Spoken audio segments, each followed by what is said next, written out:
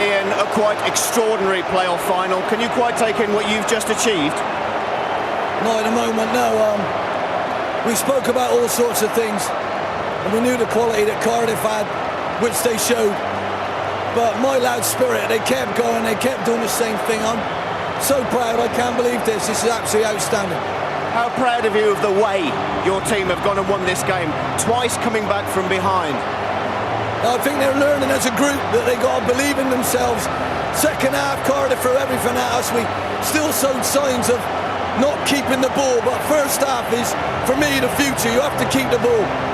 And they did it so well, I just can't tell you how I feel. Absolutely magnificent. Not just for my team, but for the whole of the area we come from. You don't understand what it means. They're all going to have so much money now coming from the Premier League. And I just can't tell you how we feel to do that for them. With these crowds, with these gates we're going to get. It's outstanding. And to do it with the style of football you've played. You promised us a very exciting final. Look what we got. It's exactly what it is. I feel gutted for the Cardiff lads. But I've got to say, I've never worked with a group of people who deserve this more. Just one more very quickly. You said you wanted to actually achieve something as a manager. What do you think of this as an achievement? Can't put it into words, honestly. Greg, you've caught me, mate. I like a chat, but you've caught me today. I'm bursting with pride. Many, many congratulations. Thank you. When he's recovered his voice a little, when he's recovered his composure on what is quite simply an extraordinary managerial achievement. Quite an effort from the players to hear a couple of the goal scorers with Patrick Davison. Charlie, you're on your way to the Premier League. Is it as good as you dreamed? No. It was a tough match, and you know, the attitude, the desire to come back for 2 goals, you know, was tremendous. It shows the spirit. And over the piece, I think we deserve to be where we're going to go, and you know, to go to places that where we're going to go. I can't speak. It's been unbelievable. You got that first goal. What were you thinking already behind when it came to a free kick? Well, I think to go with the efforts I had all season, well, I had no chance of scoring, but luckily enough, I went in and said the lads deserve enormous credit, because you know, for the board, right down to the players, they worked so hard. And I tell you what, Blackpool got to Old Trafford, Stamford Bridge. Can't ask for anything else. Brent, you've played in an FA Cup final. How does this compare? Well, we didn't win that, so it was one of the most devastating days of my life, and this has just turned it on its head. I don't know what to say, to be honest. I'm absolutely speechless. I don't think anyone, you know, beginning of the season we got wrote off. The gaffer came in. The gaffer deserves 19. I'm telling you. I honestly don't know what to say. Where were you for that last half an hour? I've just been pacing in the dressing room. It's been the longest half hour of my life, honestly. Brett, the first Blackpool player to play for the club in all 4 divisions. Do you feel like you've completed a journey today? Yeah, I mean, you know, it's the gaffer. He's put the belief in the lads, you know. We're little Blackpool, and we've kept the belief in our dressing room all season. Fantastic. Lads have stuck together through thick and thin. You know, we have the second smallest club in the league. Charlie, £500,000 you were signed for in the summer. Did you realise you were signing for this? Yeah. The manager said to me at the start of the season, you know, come here and hopefully you get to the Premier League. We've done it, and you know, we just enjoy the occasion, enjoy our summer, and wait for the fixtures to come. Well done both of you, great achievement. Not long to wait. June the 17th, those fixtures will be released. Their first date will be August the 14th. They will play their first game, Blackpool, as a Premier League club. Clark Carlisle started your career there. Did you think you would see the day? I never thought I'd see it coming that Blackpool would be in the top flight, but then after watching their progress this season under Ollie, you know, you start to believe, you start to join and think, well, maybe it could happen. And at the start of the game today, talking with Biggs, we were both of the tangerine persuasion. We thought they'd come through, and there was a few heart in mouths moments in that second half, but it was fully deserved. I'm absolutely delighted for Ollie, for the board, Oyston family, and everyone related to the club. You know, it's a magnificent achievement. Peter Biggery, why were you so convinced? Well, I think because of what I've saw today, you know, the epitomised team spirit, work ethic, played in a shape and a format that, you know, has been successful, and have played in the high-octane games in such a relaxed fashion. And we've seen him go behind again on 2 occasions in a game like this. But the running that they've had has primed them for this situation, and sometimes it looks as if somebody's name is on something like this, and for me it did Blackpool. The chat there with Charlie Adam was interesting, because I'm sure that the manager had said to him, you know, come and use this as a stepping stone to the Premiership. I don't think he fully believed, you know, we know that Ollie lives on a different planet sometimes, but I don't think he'd have fully believed that they'd get to the Premiership. But there he is, hugging his players, and you can see Brett Ormerod there, you know, epitomises everything about little old Blackpool, really. They struggled a bit when he actually went off, lost a bit of momentum, but amazing achievement for Ollie, and if he can't be doubting himself now because of what he's achieved with this set of players. Well, in Brett Ormerod's words, the gaffer deserves knighting. Would you echo that, Steve? Yes, without doubt. You know, in a game now which is dominated by finance and money, and the big boys usually win, you know, Ollie has proved that the dream lives on.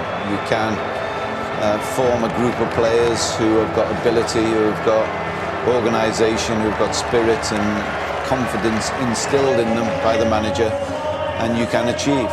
You know, nobody gave them a cat and hell's chance at the start of the season.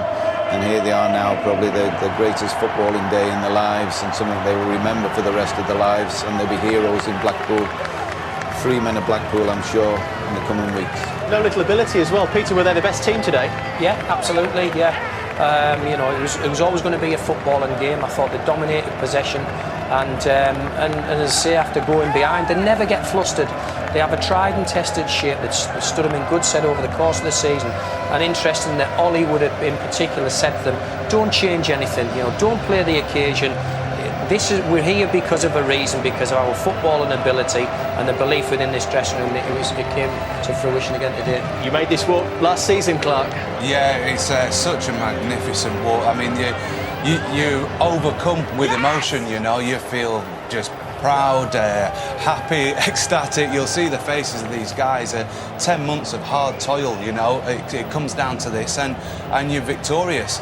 And we gave Ollie plaudits before the game, saying that he's adapted his style and he has a different footballing ethos. But you need the players to go and exact that on the pitch. And he's got a squad of players there who have obviously taken what he said and gone out and delivered it to a T. And they fully deserve to make that walk and to receive the glory. For the moment that Blackpool fans wondered if it would ever come, this walk up the 100 steps, we can rejoin Don Goodman and Bill Leslie. Well, the soaring landmark of Blackpool, the world-famous tower, was designed by two Lancashire architects who never saw its completion. This achievement, overseen by Ian Holloway, who bought and borrowed the components and assembled the whole, and has defied expectations, fulfilled dreams, and taken Blackpool to the Premier League for the first time in their history. Les Shannon, former Burnley player, was the last manager to do it. And now in the Legion of Honour with Mortensen, Matthews, Ball and Armfield, there will be new names. Blackpool promoted to the Premier League.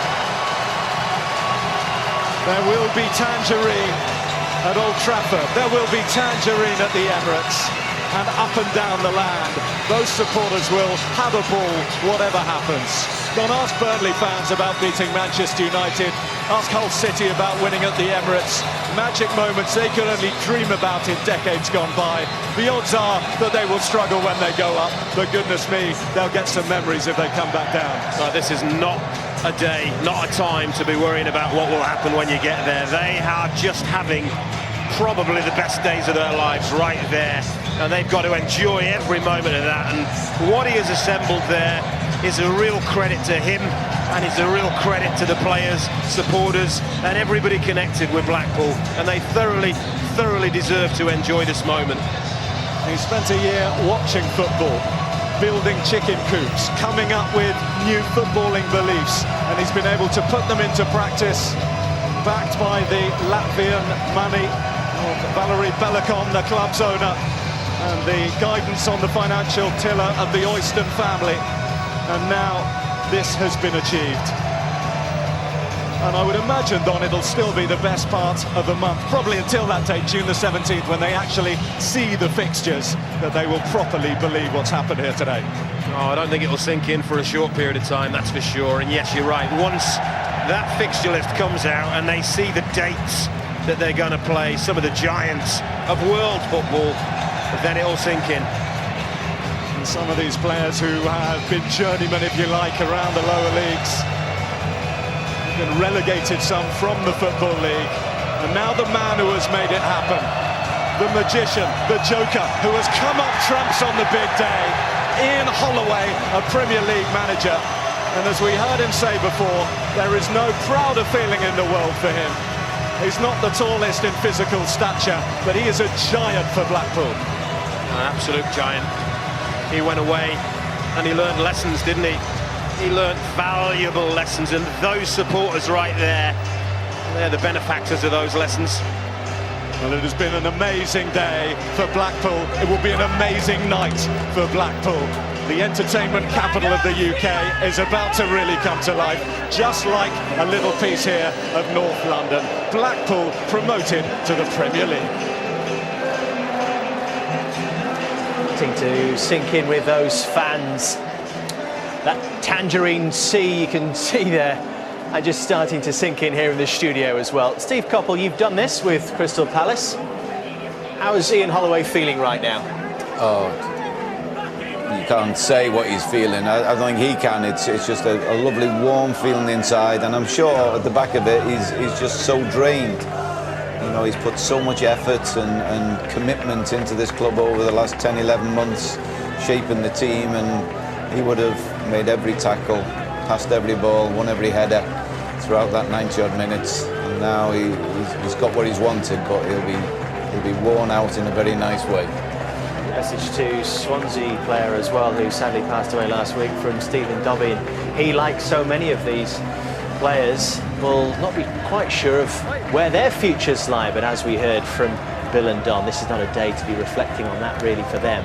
They've been part of an incredible Blackpool achievement, guided, cajoled, organised and inspired by Ian Holloway, who has taken them to the promised land, to the Premier League. At what point does that start sinking in, Clark?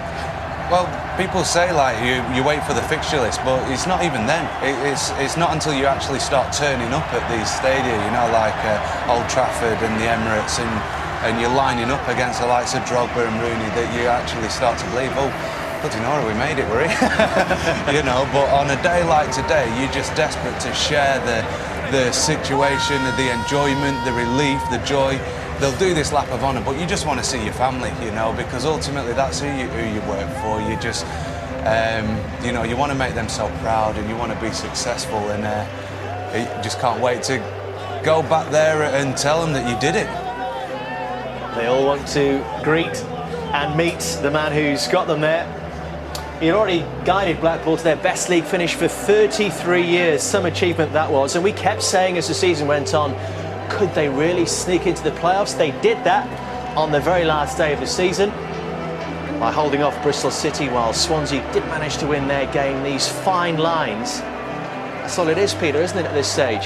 Yeah, it is. It is. Success and failure, we see it, and it's an overused phrase, really, but it's a true phrase. So, but what a job he's done. Top 10 out in the Championship. You know, wouldn't take any of them players apart from Charlie Adam. He's moulded him into the team that's took him to the promised land. Quite an achievement, quite a story, and we do have more time to reflect on it. We'll leave you with these pictures for the moment. Blackpool on their way to the Premier League, and more reaction next.